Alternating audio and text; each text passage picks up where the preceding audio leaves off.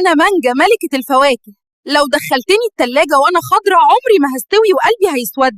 سيبني بره لحد ما ريحتي تطلع. أنا الهوت صوص، أنا الخل اللي جوايا بيحميني، أصلا البرد بيبرد الشطة وبيغير نكهتي، سيبيني بره. أنا القهوة، بلقط أي ريحة من التلاجة وبنسى ريحتي الأصلية.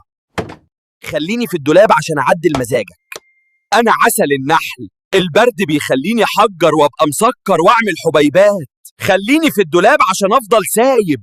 أنا الفواكه مجففة، البرد بيخليني جلد وناشفة جدا عليا أسنانك. سيبني طري في الدولاب.